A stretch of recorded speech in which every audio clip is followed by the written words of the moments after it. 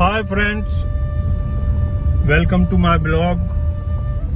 आज हम आपको द्वापर युग में लेके चल रहे हैं। मेरा मतलब वो स्थान जहां भगवान श्री कृष्ण ने काल यवन को मुचकुंद जी से, महाराज मुचकुंद से वध करवाया था।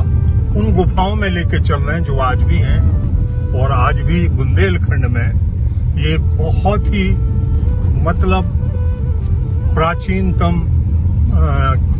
जो स्थान है वो आज भी है, पूरे प्रमाणिक उसके साथ, और मैं वहीं लेके चल रहा हूं आपको। तो बने रहिए मेरे ब्लॉग पर, और उसके पहले लाइक करिए, शेयर करिए, सब्सक्राइब करिए और प्लीज कमेंट्स जरूर करिएगा।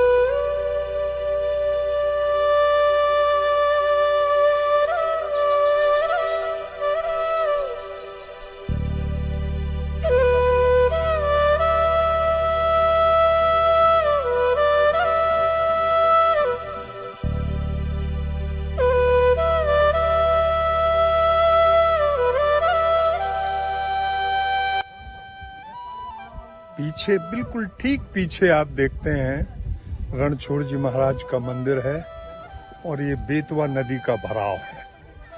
पीछे बहुत बड़ा चौड़ाई है बेतवा रिवर की। ये आप देखिए, ये बेतवा रिवर भोपाल से इसका उद्गम है, और यहाँ आते आते विशाल रूप ले लेती है। और आप देखेंगे कि ये और आगे और फैलाव है इसका, और इसी पे एक बुंदेलखंड में सबसे बड़ा बांध बना हुआ है जिसका नाम है राजघाट डैम। तो ये रणछोड़ जी मंदिर से ठीक किनारे लगी हुई बेतवा नदी है, ये आप देख सकते हैं। वाह!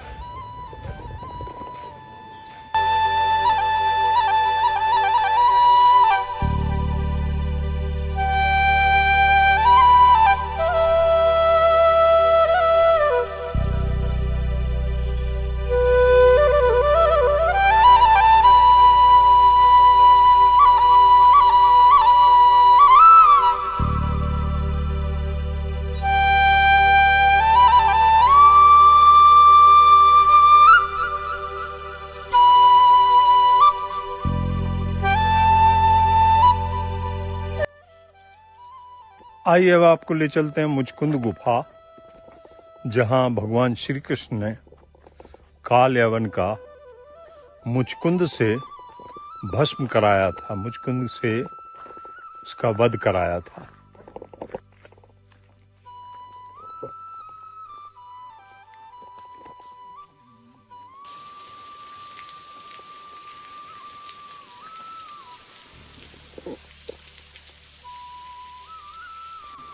बुंदेलखंड में, मध्य भारत के बुंदेलखंड भाग में ये है द्वापर युग का प्रसिद्ध स्थान, जिसको कहते हैं मुचकुंद की गुफा।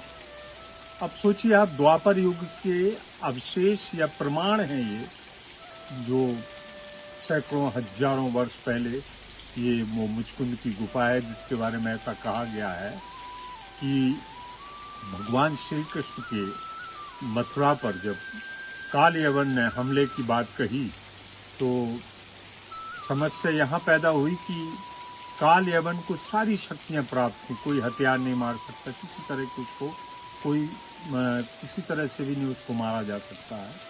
तब भगवान श्री कृष्ण ने एक योजना बनाई और अपने बलदाऊ को कहा, सबको कहा कि हम ऐसी कुछ व्यवस्था करते हैं। और उन्होंने जाके काले यवन को चैलेंज किया कि तुम इतनी बड़ी सेना से लड़ रहे हो, लड़ना है तो हमसे लड़ो।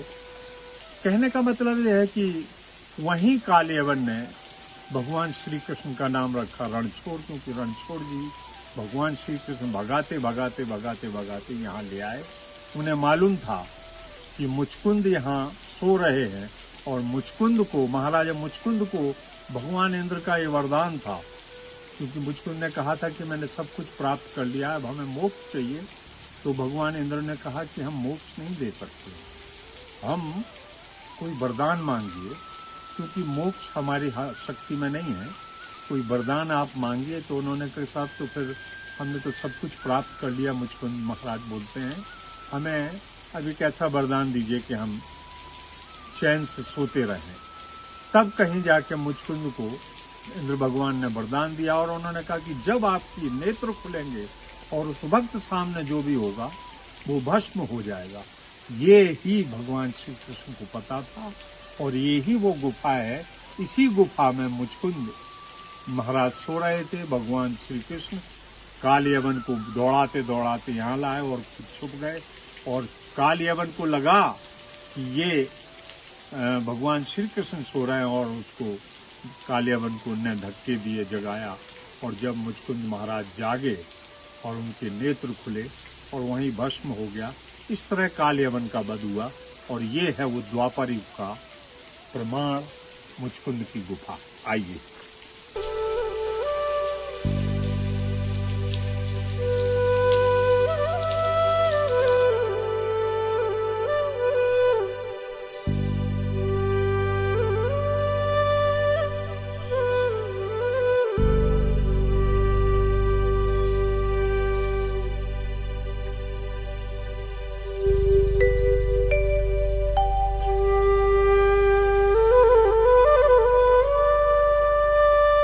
शंकर जी को वरदान दो। हाँ। तो उनने कहा था कि तुम्हें चंद्रवंश सूर्यवंश नहीं मार पाएगा, ये द्वापर में कही। हाँ। उनने बहुत सेवा करी थी काली यवन ने। हाँ। तो उनने कहा कि हमें वरदान दो, नहीं बताओ। हाँ। तो उनने कहा हमें चंद्रवंश सूर्यवंश नहीं मार पावे, उन्हें जाओ तुम्हें दुई वंश नहीं मारते। तो भगवान कृष्ण ने कहा था कि शंकर भगवान ने गलत वरदान दे दिया। हाँ। माने ये काले यवन को वरदान। काली यवन को। हाँ। तो फिर काली यवन को जी जब मथुरा से ले आए थे जी, हाँ। उनने कहा था कि सूरज पर बैठा क्यों नीचे खड़ा। हाँ। तो ये पीतम्बर बताते बताते रणछोड़ जी। हाँ। तो रणछोड़ जी नाम पड़ा था 5000 पहले। हाँ। कब?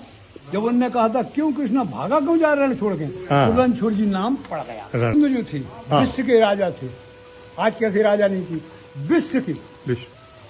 माने जिनने 9 खंड और 7 द्वीप के भीतर से निकल के और देवासुर संग्राम हजारों वर्ष लड़े, और लड़ते लड़ते थक गए, देवताओं की मदद की।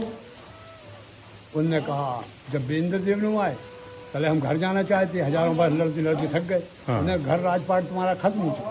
अरे क्यों? पहले तुम लड़ाई में पीते, यहाँ तुम्हारा कोई नहीं बचा। हाँ। पहले जब नहीं कोई बचे तो हमें यज्ञ दो कि बताओ। हाँ। जाओ कि धोला घर पर्वत के नीचे विश्राम करना, जो तुम्हें जगाएगा वो भस्म हो जाएगा। हाँ। ये उनने कहा। ये तो ये बड़ी पावन भूमि है। ये देखिए साहब, मैं आप लोगों को ऐसी विषम जगहों पे लाया हूँ जहाँ कोई आता नहीं है। हमें भी आप जैसे मुनिवर बुला लेते हैं कि आ जाओ, और हमारा चूंकि इन प्रमाणिक और पुरातात्विक और सनातन संस्कृति पर बड़ा भरोसा है।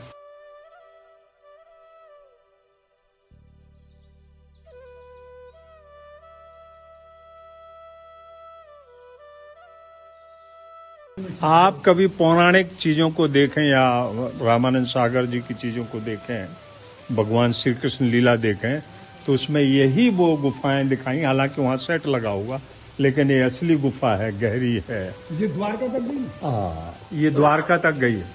और महाराज जी कह रहे हैं कि जब भारी बारिश होती तो यहाँ से सबसे पानी आता है, क्योंकि अनंत गहराई है, ये गुफाएं हैं। ये धौलागढ़ पर्वत है। हाँ, ये धौलागढ़। हाँ, धौला इसी से नाम से हुआ है, धौलागढ़ पर्वत। हाँ। तो धौला आज ये स्थिति बनी थी यहाँ। हाँ, हाँ। तो ये धौलागढ़ पर्वत। तो ये धौलागढ़ पर्वत श्रृंखलाएं हैं।